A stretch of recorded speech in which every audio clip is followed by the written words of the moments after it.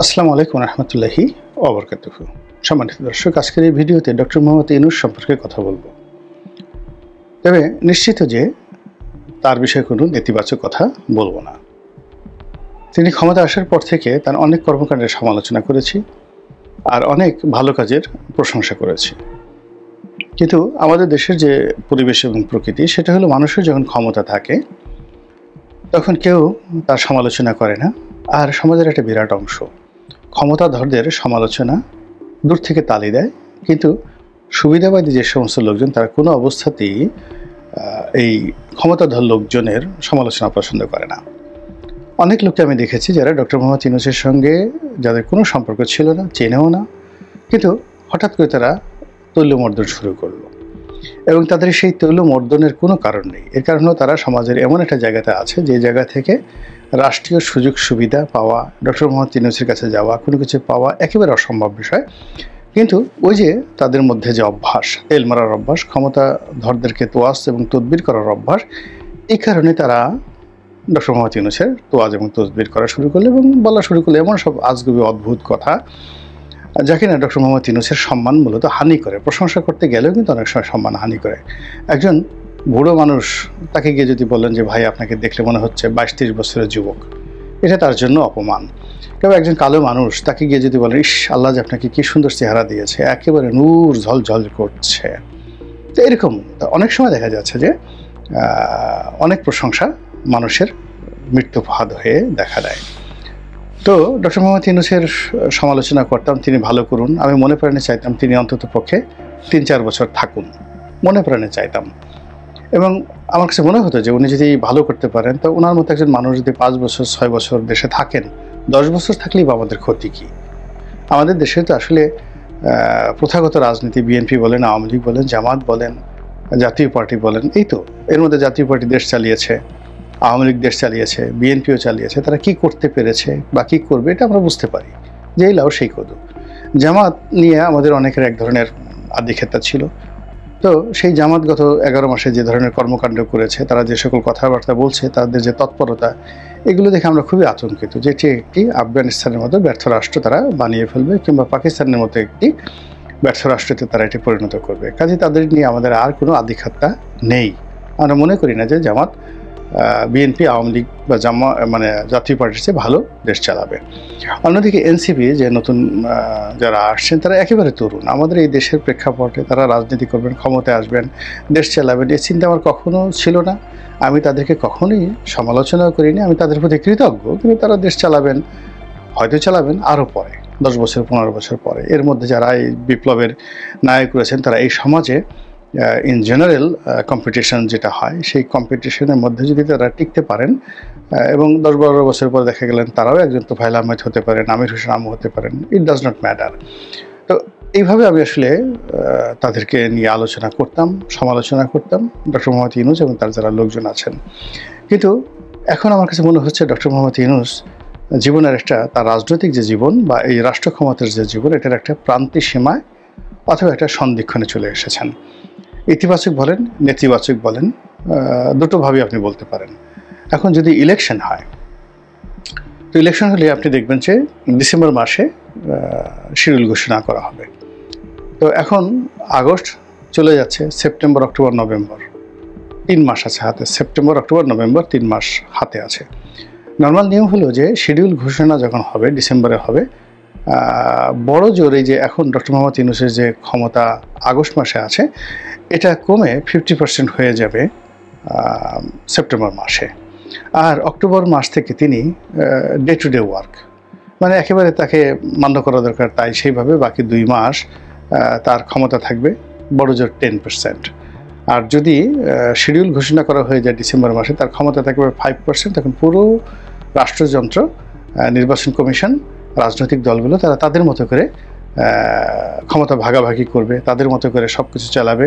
এখানে ডক্টর মোহাম্মদ ইউনূসের আহামরি করার কিছুই থাকবে না, যেভাবে অতীতে কারোরইভাবে ছিল না। তো এনিওয়ে, নির্বাচন শিডিউল ঘোষণা করার পরে একেবারে উনি কার্যত ইনঅ্যাক্টিভ।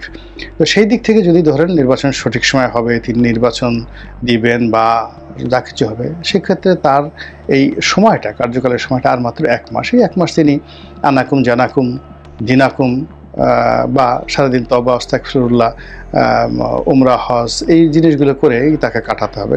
কাজে তাকে নিয়ে আর সমালোচনা করাটা আমার কাছে সঠিক বলে মনে হচ্ছে না। ফলে আমি উনি যখন নির্বাচনের ঘোষণা দিয়েছেন জাতির উদ্দেশ্যে, তখন থেকে আমি নীতিগতভাবে তার কোনো সমালোচনা করছি না এবং বাকি দিনগুলোতে করব না। এই হলো মানে আমার রিয়েলিটি। একজন দুর্বল, একজন অসহায়, তাকে নিয়ে আলোচনা করে লাভ কি? যখন একজন মানুষের ক্ষমতা থাকে, দাপট থাকে, তার সঙ্গে তখন আলাপ আলোচনা করা যেতে পারে। এমনকি উনি যদি চলেও যান ক্ষমতা থেকে, যাওয়ার পরে ওনার এই কার্যকাল নিয়ে আমি আলোচনা করব না। এর কারণ হলো তার সবচেয়ে দাপটের সময়গুলোতে আমি তাকে নিয়ে আলাপ আলোচনা করেছি। এখন যদি নির্বাচনের যে শিডিউল রয়েছে সে অনুযায়ী নির্বাচন না হয়, নির্বাচনে অন্য কোনো জটিল অবস্থা তৈরি হয়, কিংবা ধরুন ডক্টর মোহাম্মদ ইউনূস আরও ক্ষমতায় দীর্ঘদিন থেকে গেলেন, বা বিরূপ একটা রাজনৈতিক পরিস্থিতি তৈরি হলো, এমন তৃতীয় পক্ষ চতুর্থ পক্ষ আসলো, সেখানে ডক্টর মোহাম্মদ ইউনূস ক্ষমতায় থাকতেও পারেন, নাও থাকতে পারেন, তো সেক্ষেত্রে কী হবে? সেক্ষেত্রে একই অবস্থা। অর্থাৎ ডক্টর মোহাম্মদ ইউনূস যে উজ্জ্বলতা নিয়ে, শক্তিমত্তা নিয়ে, যা কিছু নিয়ে তিনি এসেছিলেন, এখন যা কিছুই হোক না কেন, একবার বটবৃক্ষ যদি পড়ে যায়, ও বৃক্ষ আর দাঁড় করানো যায় না। ছোটো বাবলা গাছ, আম গাছের চারা, কলা গাছ, এগুলোকে পড়ে গেলে দাঁড় করানো যায়, কিন্তু বটবৃক্ষ সেটা যদি পড়ে যায় সেটাকে কখনো আর দাঁড় করানো যায় না। আছে না, নদীর জোয়ার চলে গেলে ফিরে আসে শ্রাবণে, কিন্তু যৌবন জোয়ার যদি চলে যায় সেটা আর কখনো ফিরে আসে না। বিখ্যাত গান, নদীর জোয়ার চলে গেলে ফিরে আসে শ্রাবণে, সেই যে বাংলাদেশের একটা খুব বিখ্যাত গান। তো কিন্তু যৌবন জোয়ার চলে গেলে ফিরে আসে না। একইভাবে রাষ্ট্র ক্ষমতা এমন একটা জিনিস, এটা একবার হাত থেকে ফসকে গেলে মারাত্মক যুদ্ধ ছাড়া, মধ্যযুগে যুদ্ধ করে ফিরে আসতে হতো, কিন্তু এখন আসলে যুদ্ধ তো সম্ভব নয়। কিন্তু যে রাজনৈতিক প্রক্রিয়া এখন জটিল হয়ে গেছে, এখান থেকে একবার কেউ আউটস্টেট হয়ে গেলে সেখান থেকে আর ফিরে আসার কোনো সম্ভাবনা থাকে না। তো সেই ক্ষেত্রে ডক্টর মোহাম্মদ ইউনূসের যে ভাইব, তার যে হাইট, যা কিছু ছিল পুরো 2024 সন পর্যন্ত এবং 2025 সনের এপ্রিল মে পর্যন্ত, সেটা এখন যেহেতু নেই, এটা আগামীতে উনি যদি অন্য কোনো প্রক্রিয়ায়, সেটা বিএনপির অধীন রাষ্ট্রপতি হন, কিংবা ধরুন তৃতীয় কোনো শক্তি আসলো, তাকে তত্ত্বাবধায়ক প্রধান হিসেবে রাখলো, কিন্তু এখন যে ক্ষমতাটুকু ওনার আছেন এটা ওনার তখন থাকবে না। তো কাজেই এখানে যে কথাটা হলো সেটা হলো ওনার বিদায়, ওনাকে যেতে হবে। তো ওনাকে যদি যেতে হয়, সেইভাবে যেতে পারেন। উনি ক্ষমতা থেকে নির্বাচনের পরে ক্ষমতা হস্তান্তর করে উনি গেলেন, অথবা ক্ষমতায় থেকেই উনি গেলেন, ক্ষমতা ধরা অবস্থায় উনি আল্লাহর ডাকে সাড়া দিলেন, বা আরও 5 বছর পরে তিনি চলে গেলেন, কিন্তু তার সেই জৌলুস আর ফিরে আসবে না। তো সেক্ষেত্রে তার জীবনটা কেমন হবে? এখানে আমরা গ্রিক ম্যাথোলজি, প্রাচীন গ্রিসের অনেক সুন্দর সুন্দর গল্প রয়েছে, যেগুলোকে ম্যাথোলজি বলা হয়, কাল্পনিক গল্প, খুব শুনতে মজা লাগে। সেখানে প্রেম আছে, ভালোবাসা আছে, ক্ষমতা আছে, ট্র্যাজেডি আছে, কমেডি আছে, অনেক হাস্যকর ঘটনা রয়েছে, অনেক বিয়োগাত্মক ঘটনা রয়েছে।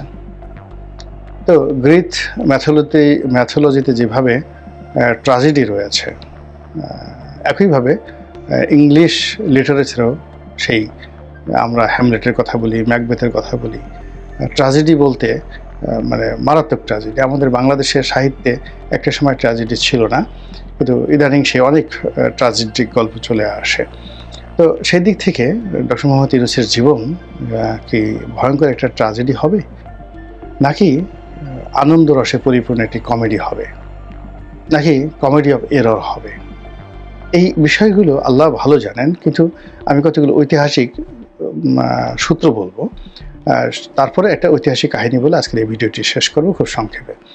ঐতিহাসিক সূত্র হলো যে সারা জীবন যারা খুব ভালো থাকে, সুনাম সুখ্যাতি থাকে, তো এই মানুষগুলো মৃত্যুর আগে তাদের দুটো পরিণতি হয়। সেটি হলো তাদের দিন যত যায়, বার্ধক্য অবস্থা, তাদের মান সম্মান মর্যাদা বাড়তে থাকে, তাদের চেহারা চুরত আচরণে নূরের জিল্লতি বাড়তে থাকে, এবং ওইভাবে তারা আল্লাহর ডাকে সাড়া দিয়ে চলে যায়। এদেরকে সফলতম মানুষ বলা হয়। আবার কিছু মানুষ রয়েছে সারা জীবন লাঞ্ছিত, অপমানিত, কষ্ট, দুঃখ, কষ্ট, বেদনা, কিন্তু মৃত্যুর আগে এমন কতগুলো ঘটনা আল্লাহ রাব্বুল আলামিন ঘটিয়ে দেন যে তিনি এই পৃথিবীতে অমরত্ব লাভ করেন, এবং কিয়ামত পর্যন্ত সেই সমস্ত মানুষকে আমরা স্মরণ করি। আপনি চিন্তা করেন একজন ক্ষুদিরাম বসু বা একজন সূর্য সেন, আমরা কি তাদেরকে ভুলতে পারবো? সালাম, রফিক, বরকত, জব্বারকে কি আমরা কখনো ভুলতে পারবো? অথচ তাদের কর্মজীবন কোনোটাই আসলে ডক্টর মোহাম্মদ ইউনূসের মতো এরকম বর্ণাঢ্য ছিল না। কিন্তু জীবনের প্রয়োজনে এমন একটা ঘটনা আল্লাহ রাব্বুল আলামিন ঘটিয়ে দিয়েছে যে এখন আমরা সবাই তাদেরকে দোয়ার উপলক্ষ মনে করি।